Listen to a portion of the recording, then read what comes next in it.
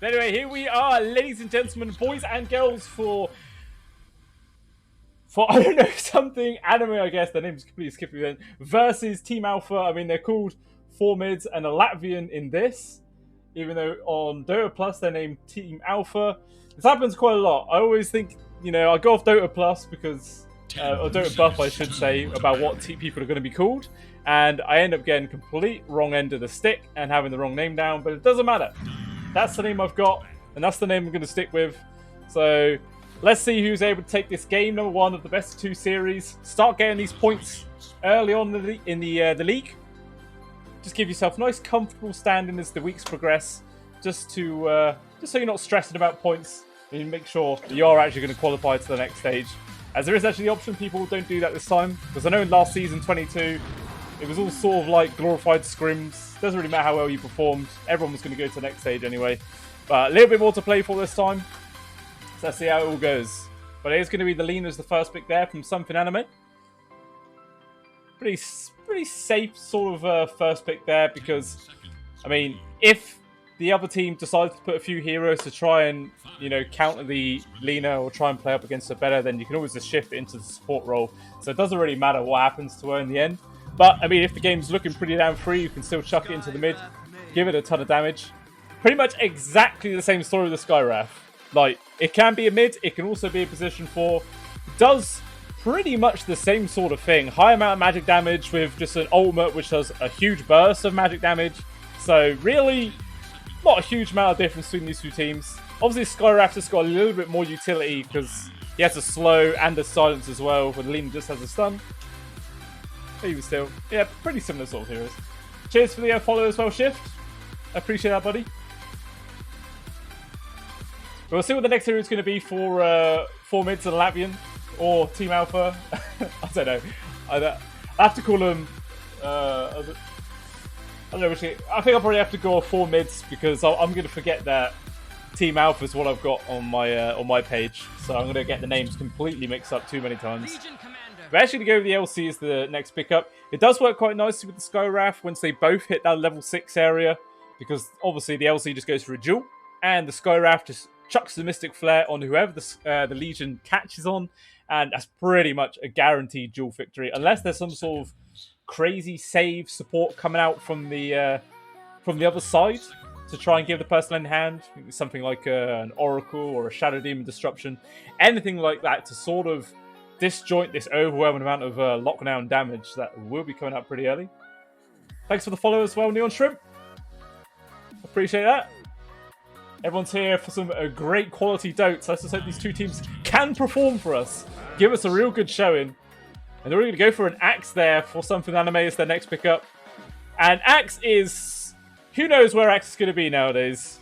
Obviously, always traditionally used to be the position 3, but it does now have the option to become a position 1, sorry, as obviously the meta has evolved a little bit for him, where after that 20-minute mark, you've got your blink, you've got your Aghanim charge, you've got your Manta style. You can pretty much jump on anyone, and you will just blow them up with overwhelming amount of pure damage from the spins. So there is the potential that it could shift into that one role.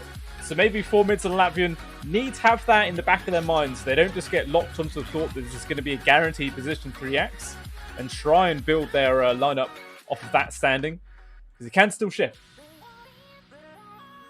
So we'll have to wait and see how the draft progresses, obviously. They've already banned out Spectre, so already thinking that this is going to be a position 3 Axe. I mean, it is, I'd say probably 80% of Axe games is position 3. Maybe 75%. That's the sort of odds I would go with, that he's going to be in that role. But, there is the possibility that it can be chucked to be that greedy position 1. So who just knows? But even still, Anime... banning out the Ursa as well as Medusa, so just focusing all of their bans towards the position 1 on the side of 4 mids and Latvian.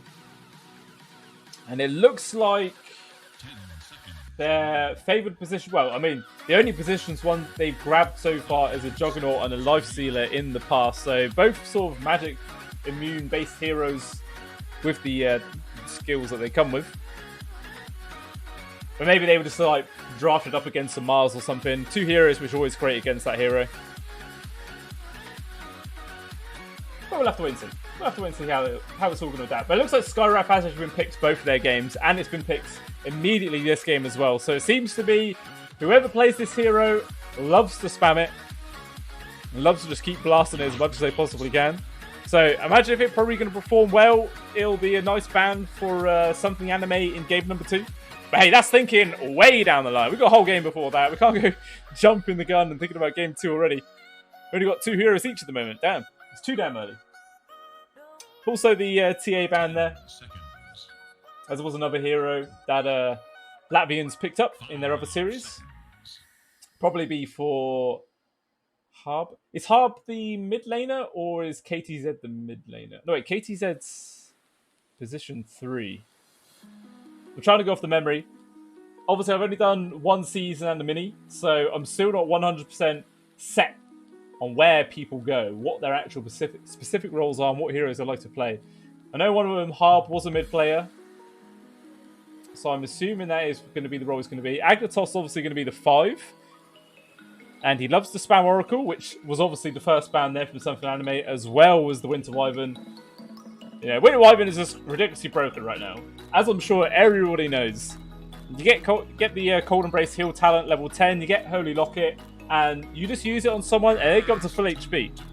Got that full physical damage immunity, you save someone from being killed, you put them back up to nice and healthy, reset the fight. Really ridiculous combo. So yeah, wise ban to take him out. But it's going to be the Lion there, picked up. So normally you see the Lion as a 4.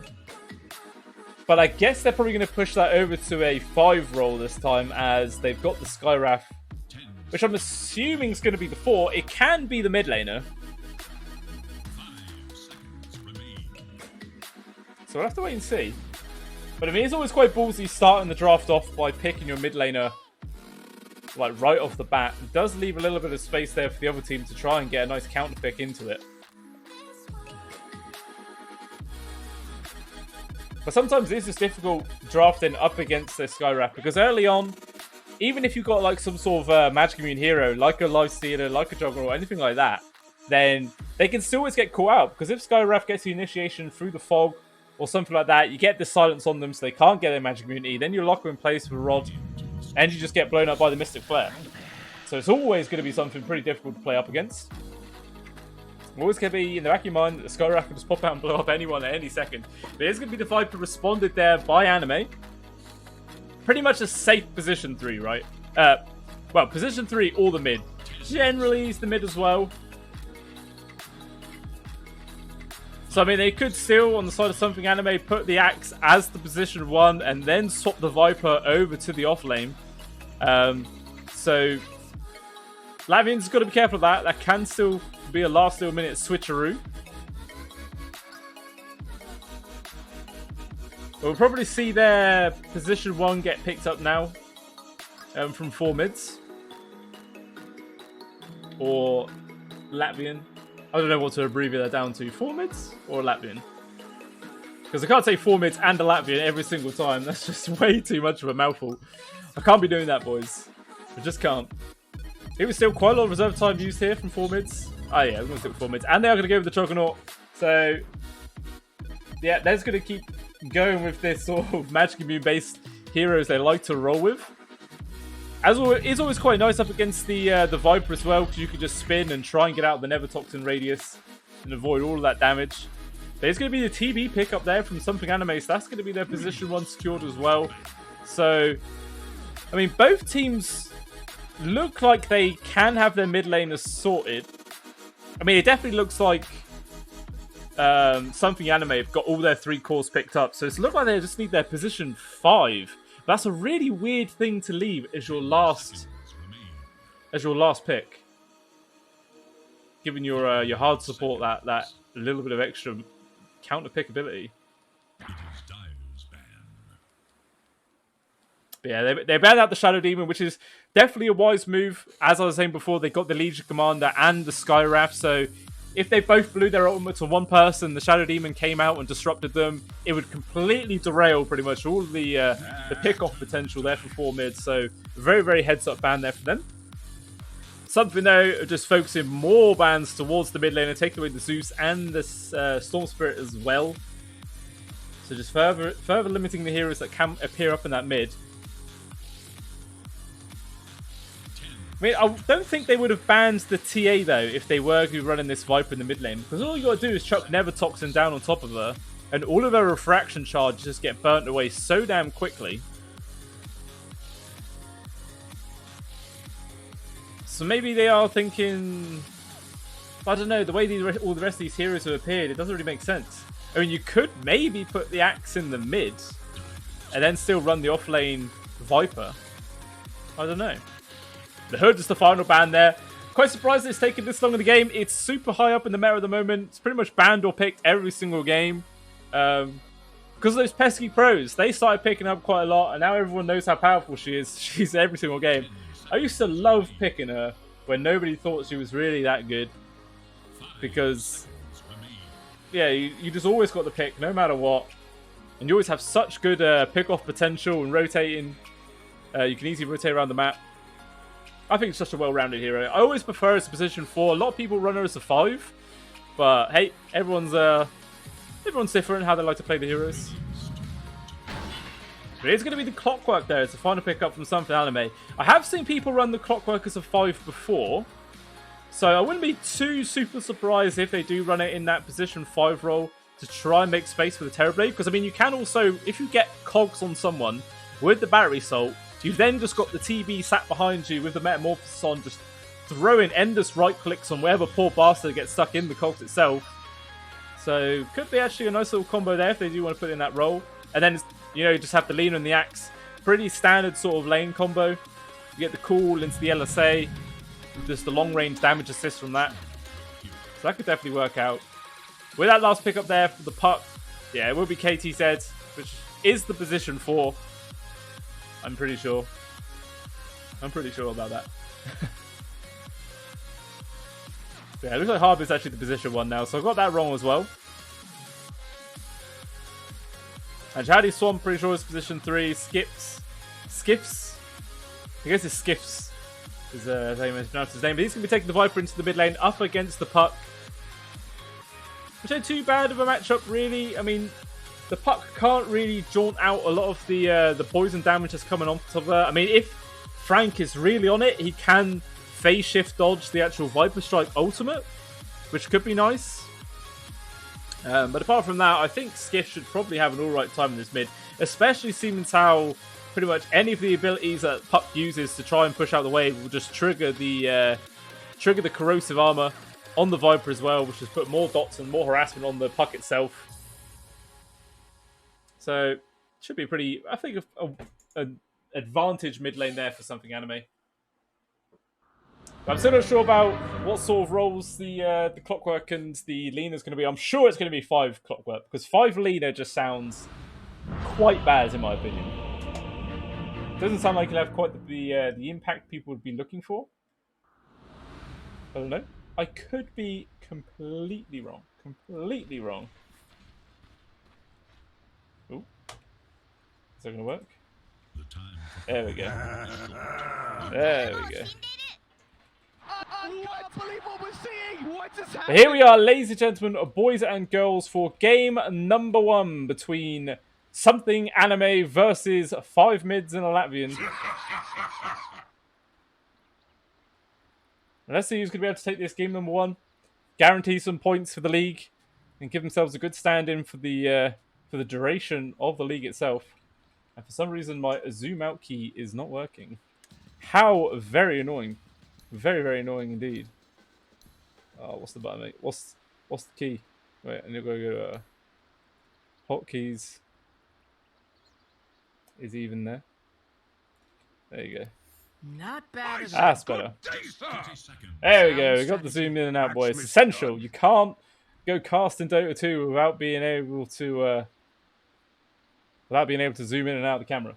Completely essential. But it looks like maybe SomethingAnime going to be looking to fight at this bottom bounty ring, try and secure it up. But pretty much every member of 5 mids and Latvian sat up top rooms. Just the Puck that sat down there. Maybe waiting to see if he can get the snatch. But he does spot out obviously quite a few members of the other squad sat there, so he won't bother. He would have allowed to be a 2 for 2, even split there on the bounties. Left for 2 critical, and actually this aggressive line getting drawn out here from SomethingAnime. Maybe want to try and catch out someone rotating back down spawn. They do get the spawn to Harbinger, who immediately dives into the trees. Probably going to be forced to he just goes for an immediate spin, TP out. Maybe if Jihadi actually saved onto his point, he could have actually taken Berserker's Call level 1 just to cast out TP. I mean, it sets it up for a pretty terrible lane because Battle Hunger is pretty damn essential for helping win lanes. But it could have been a thing. It could have been a thing. But even still, just forcing out that spin alone, using up quite a large chunk of mana, as well as the TP scroll being used and the mana of that. It's small things, but it's a minor detail that does make the difference. And as we all know, Dota is a game of small victories over just one big one. And it's actually Hazelnut in the mid lane on this Lina as well. So, position 5 Viper. I've played against this before in a couple of my pubs, and it can feel really goddamn depressing to play up against.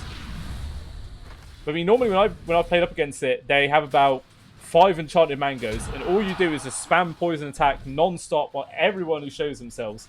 You just spend all of your gold and yeah, all your early money on just mana regeneration, which seemed like a pretty strong way of playing the hero.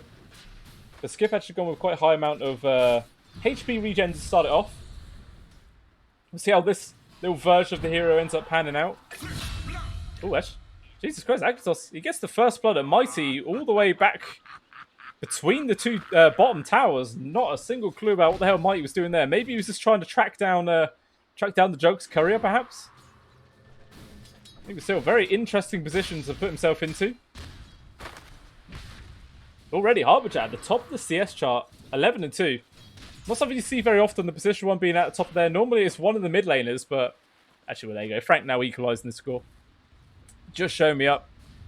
But even still, just a slight lead so far for Frank in this mid lane. 11 and 2 to the 8 and 1 of Hazelnut. Or 9 and 1. So very, very minor difference. Not really going to play that much of an impact at this point in the game. Skips to turn around, do a little bit of backwards harassment against KTZ, who's spamming out the arcane bolts as well. Who's going to win this harass war?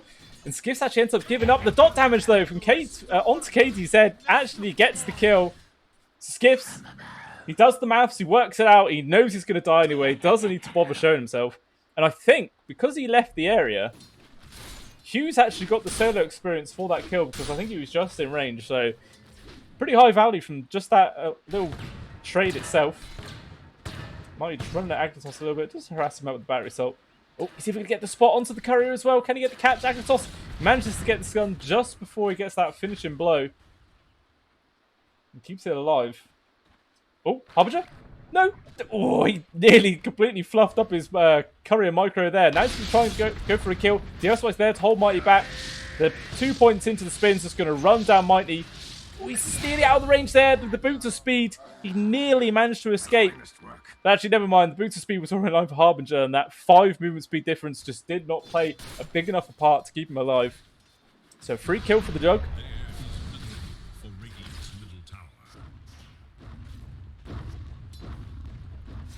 Still pretty even in this mid. Actually, Hazelnut's managed to gain a slight lead in CS now, but it looks like... Well, I mean, both of them have been farming up the small camp. Money to burn. Which definitely, it all adds up.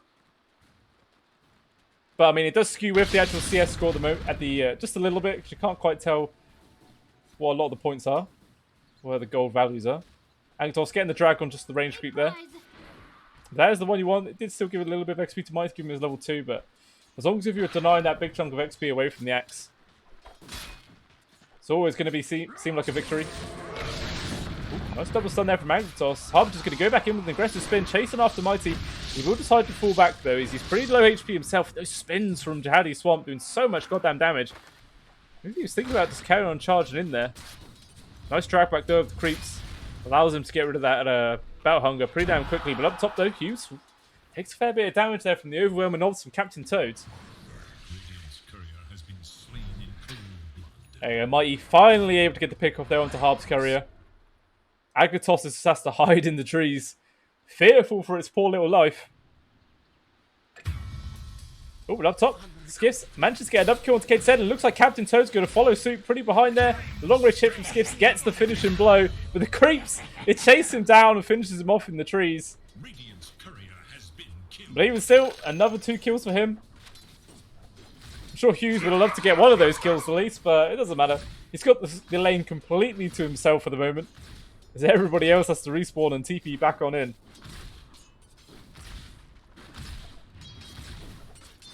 Yeah, in terms of actual net worth for the mid laners, only 70 gold separating the two of them.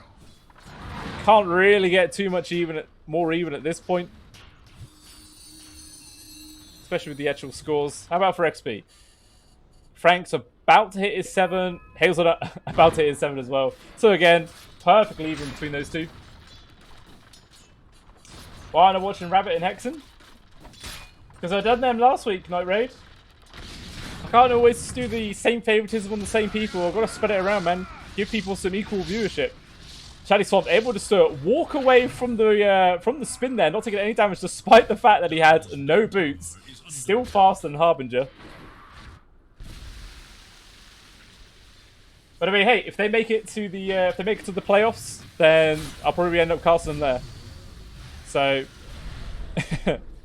it will happen again. But Frank making his first rotation up towards the top lane. They're probably going to be able to get this kill onto Skiffs. But I mean, he is just position 5. Mighty has actually rotated up here. I'm not sure what he's going to be able to do. He's just going to run at Frank at the moment. He needs to be careful. He doesn't put himself into a really awkward position. The cogs will push them both back for now. The usual forwards, he's not going to jump to it. Hazelnut's also made his own rotation. Doesn't have much mana to play with, though. Just enough for one LSA. Hughes has actually just gotten in there all on his own. With the right clicks, this is going to be enough to take down Captain Toad. Frank tried to re-engage. Meanwhile, Katie's head does manage to get the pick off there onto Mighty in the back lines. Tried to go for the TP out, but unfortunately, the LSA was there from Hazelnut this time to cancel it out. Snags a double kill for Hughes, so at least this time he's finally getting the kills. And that's not something you see very often either. A position 5 buying a bottle. That is very interesting. I mean, okay, I can see it. If you're making a lot of aggressive moves to the enemy triangle to snatch away their bounties, like as soon as they respawn, I can see that working. It kind of makes sense to me. But unless you're doing that all the time, seems like a weird use of money there.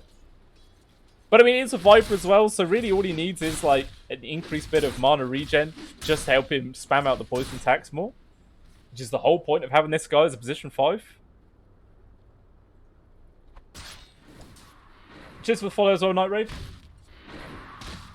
They won't make it if they're losing. No, that's very true. That's very true. But I mean, I think I cast that game last Sunday between that squad, Hexen and Rabbit. Or was it Wednesday? I can't remember if it was actually Wednesday now. But yeah, it was either the Wednesday or the Sunday, but it was them two playing up against each other, and both the teams seemed pretty damn strong. So I imagine they'll probably make it to the next phase.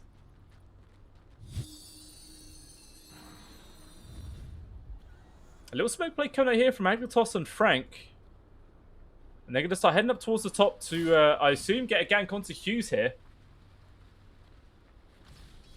Let's see if they're going to be successful. Skiff's going to have to try his hardest to keep his Terrorblade alive, who hasn't actually put any points into Sunder.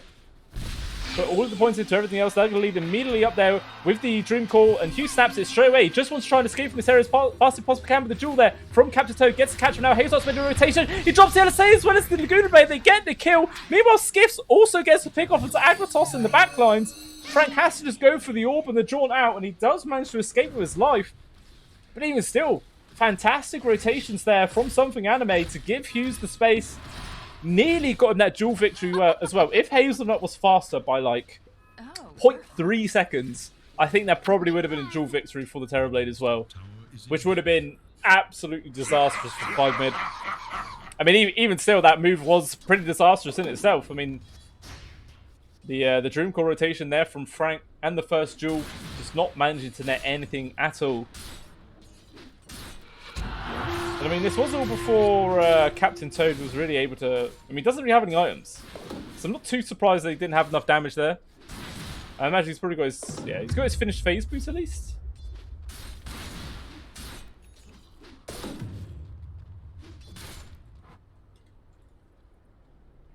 But meanwhile, The actual farm disparity between Harbinger and Hughes, 73 and 17. Ridiculous amount of denies actually on Hughes. I've only just noticed, but Jesus. That's pretty goddamn ridiculous. But what's the actual net worth separating? Terrorblade already sat right at the top there with 5,000. Pretty much a full... Well, that's about 800 gold over the top of Harbinger. At 10 minutes in, that's a pretty fair chunk. You know, it's like a couple of Wraith Bands. Or just a little bit faster progression towards the next main item. But just a slight lead as well for Frank built up there over Hazelnut on this mid. Despite the fact that I feel like Hazelnut's rotations have been just a little bit more successful than what Frank's has.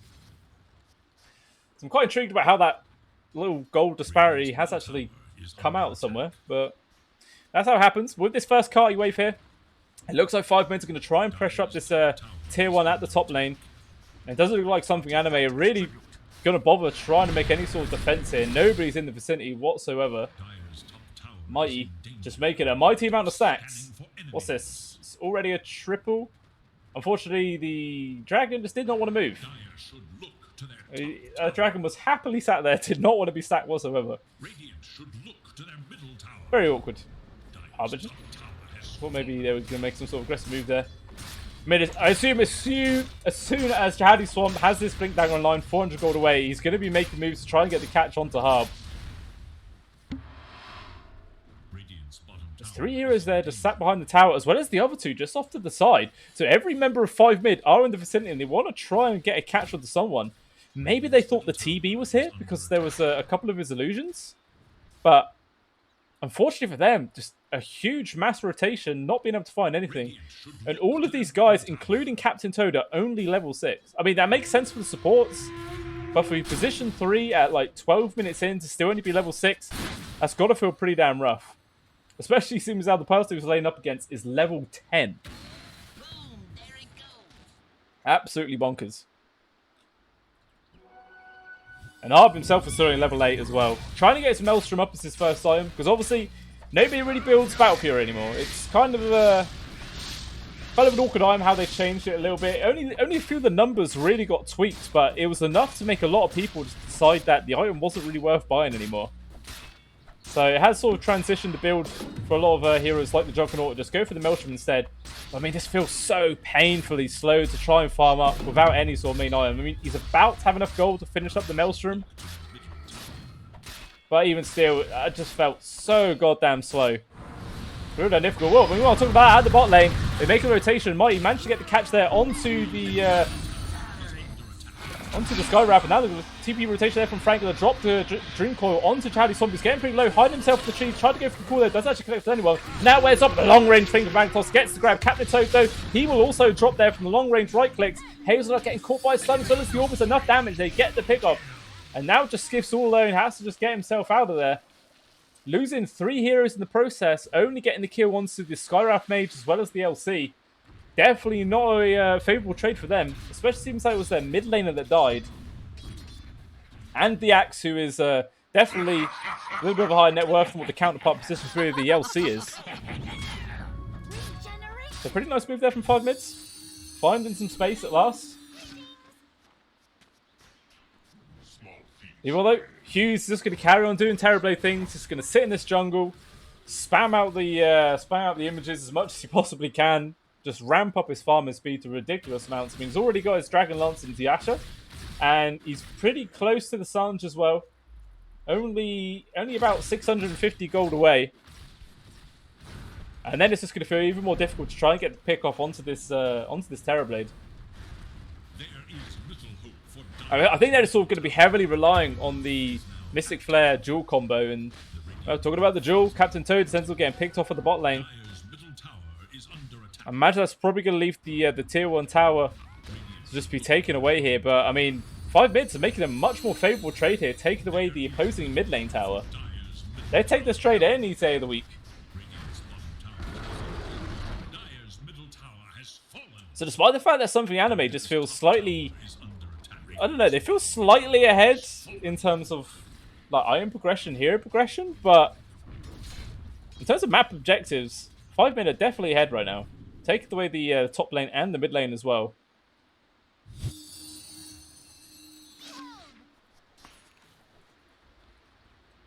Aggressive smoke here now used up from SomethingAnime.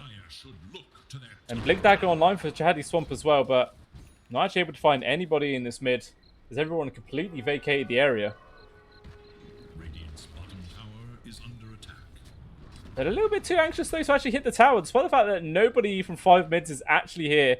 They sort of pay the respect to the fact they had no vision on anybody, suspecting that some sort of gank or move could potentially coming out.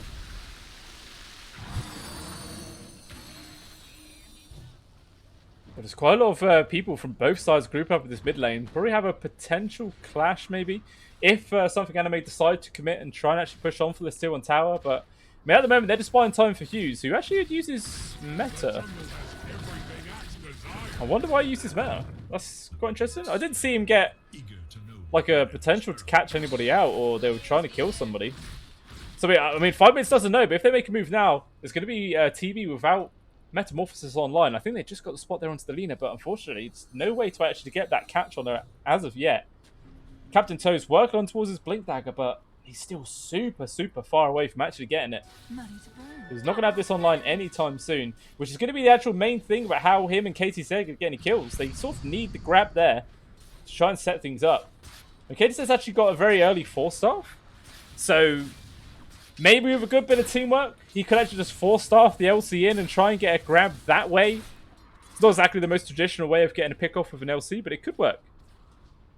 Hello. Several heroes in the mid. Hook shot. Oh, it actually connects onto the creep there. Gets the block, but he's going to push it back there anyway with the cogs into the cool with the LSA and the Laguna Blade on top. They get the pick off there onto Frank. I wonder if that hook would have just missed if it wasn't that creep.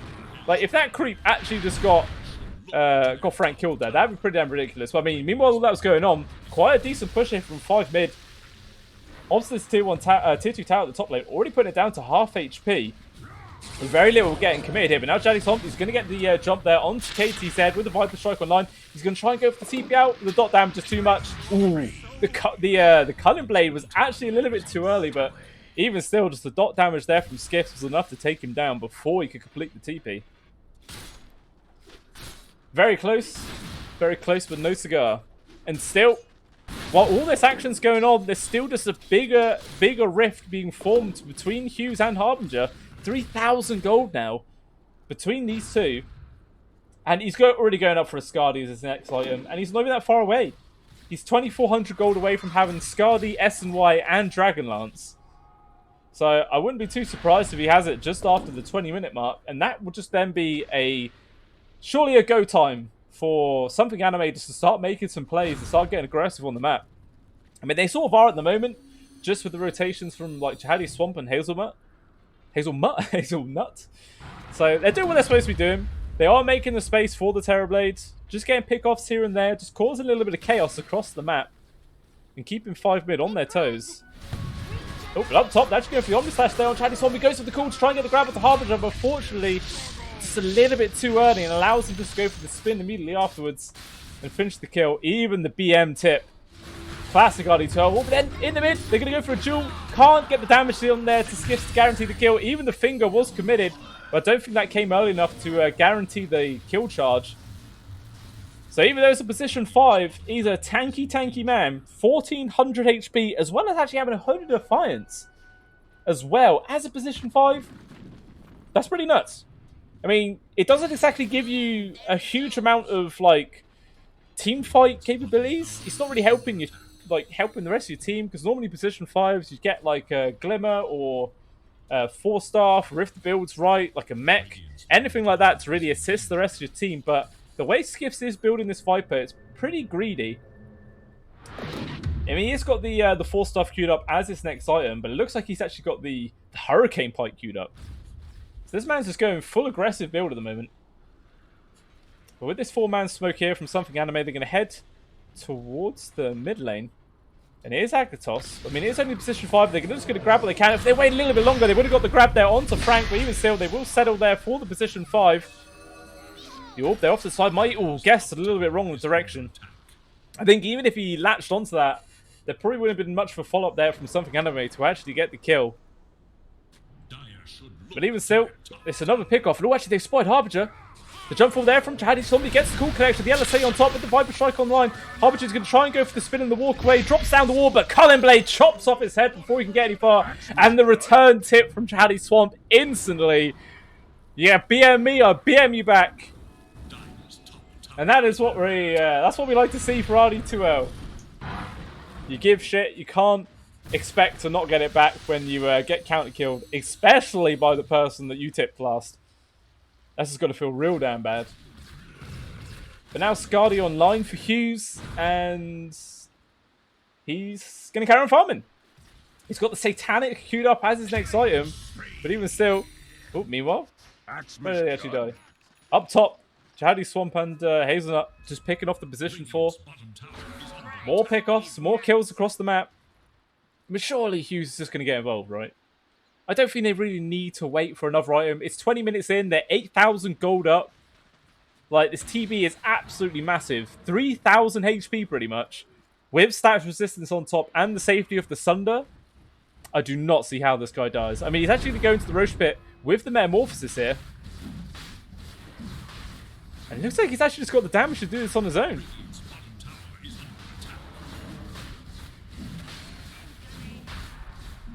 Maybe that cheeky evasion talent. I was wondering why Roche was missing him, but yeah, that evasion talent.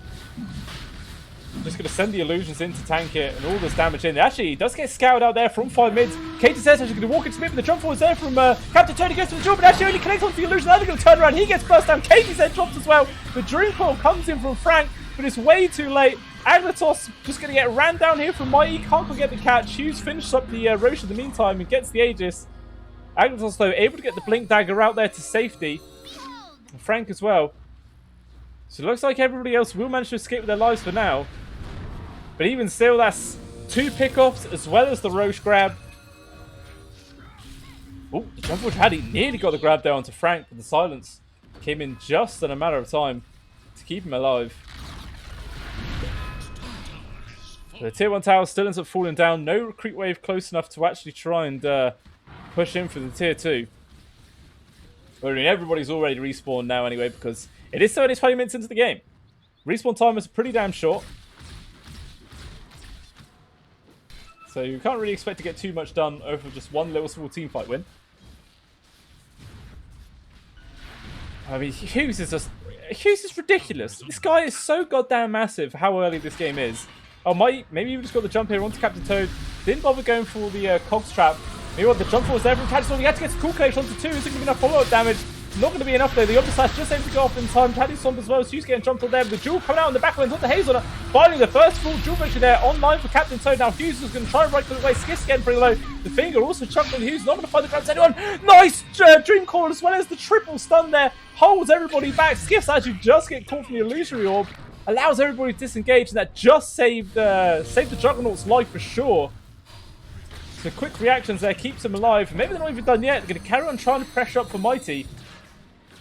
And it looks like SomethingAnime are just going to let him die. Everybody's completely fallen back. And ends up being a triple kill for Frank. So nice fight there from 5 mids.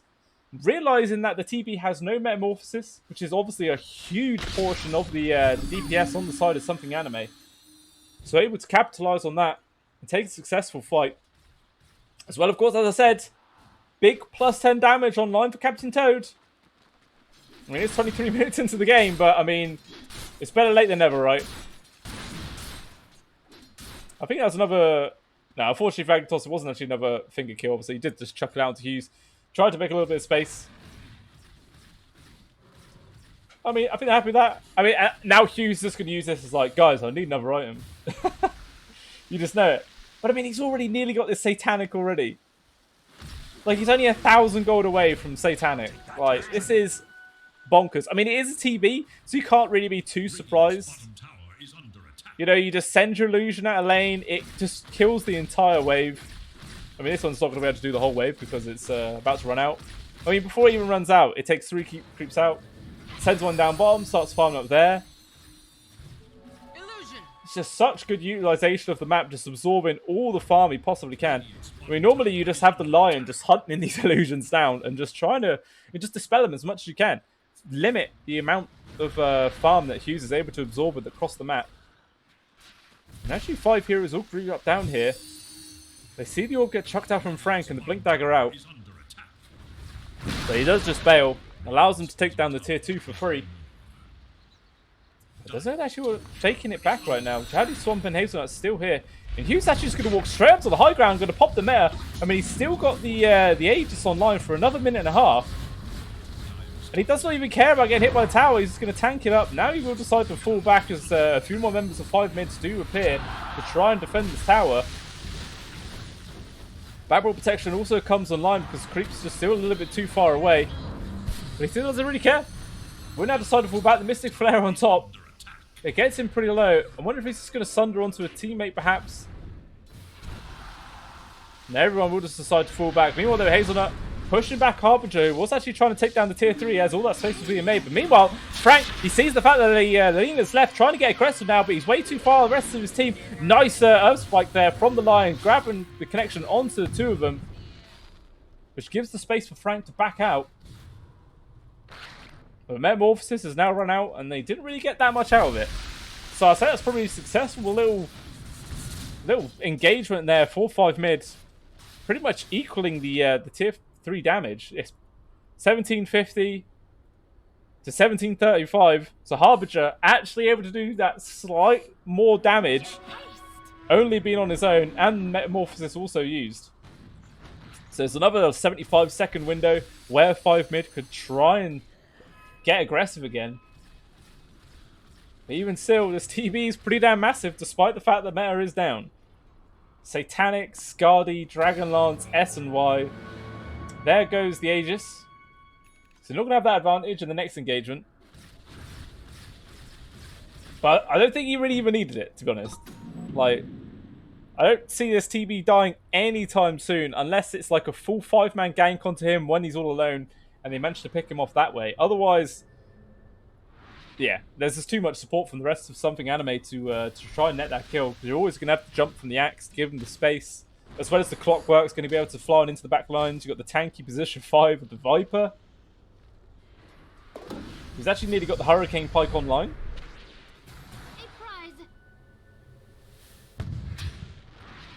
That's gifts.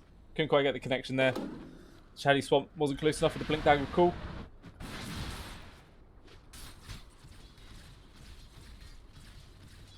So now Hughes hit his level 20. Actually went for the +8 all stats rather than the Conjure Image duration. Oh, that's quite interesting. I think I'm not too sure what is actually like the current meta for what those are, but off the top of my head, it seems like the Conjure Image duration would have been a better pickup. I could be wrong. I could be completely wrong. I probably am wrong. So don't listen to me too much, guys. Actually, I just seen Titan Sliver also into Hughes on the back, the neutral inventory slot there for Hughes. So that's a 12% stat resistance plus the 25%, 37% stat resistance in this guy. So a lot of the lockdown, the duel, the roots, the silence, the stuns, all of it. Third of the duration taken away immediately just from that ridiculous amount of stat resistance that the TB does have. But still, just this net worth lead just keeps getting bigger and bigger. It feels like maybe 5 mids just need to go for some sort of move. There's no Aegis anymore. Maybe they just need to go for a smoke, go for a wrap, try and find a pick off. Even if it's onto a support, like any sort of space you can get will just definitely help out the rest of your team. Maybe even give Captain Toad just a couple more duel victories. Give him some extra damage online, because at the moment, he's not hitting very hard.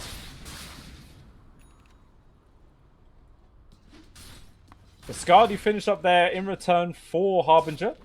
So got a small little answer to himself, but even still, just so far behind. 8,000 gold now difference.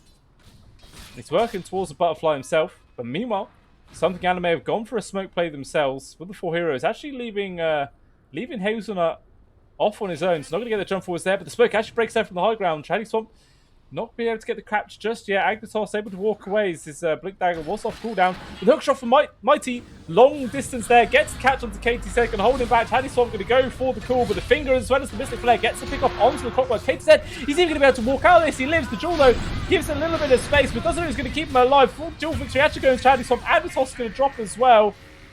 Oh, the jump forward, the Omni Slash into the backlines, trying to do what he can, but it's not going to be enough. Gets called in duration. Hughes just pummeling away, throwing these deadly snowballs, takes him down. Frank at least able to take down Hazelnut on the backlines. KTZ super damn low, but he's hiding in the trees, so he will be able to survive this. But Chadisov even gets the jump forwards, picks off Agnatos. That's a dieback for him. Meanwhile, Frank is still just running around the backline. Skiff's just slowly chasing him off. Just leaves Jihadi Swamp and Hughes pressure on the tier 2 tower, but actually the creeps have all died out. But meanwhile, Hughes is heading down to the bot lane, wants to try and use the rest of this meta to do some damage onto the buildings. Got to be careful though, the LC's up in only a couple of seconds, and he's completely on his own. He's still caught the duration left to see how much work he's going to be able to do. He's also with the Aghanim Scepter pick up as well, gives him this little bit of extra meta usage with the Terror Wave. It can be pretty strong in the right situation. But it looks like they're going to be able to take down this tier 3, the set of barracks, without any sort of response coming out from 5 mid. There's nothing they really can do. They just have to watch their buildings die. And yeah, SomethingAnime, just back out without taking any losses.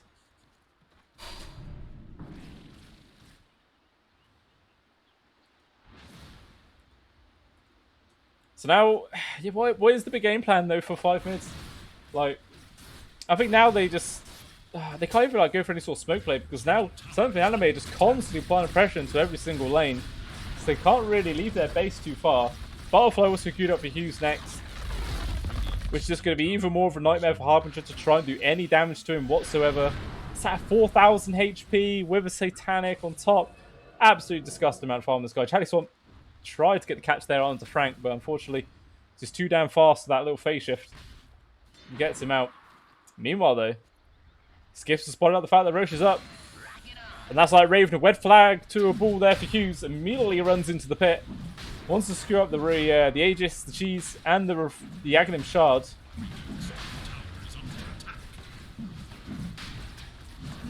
Wonder if that's actually worth the Shard. I've not really seen anyone pick it up before.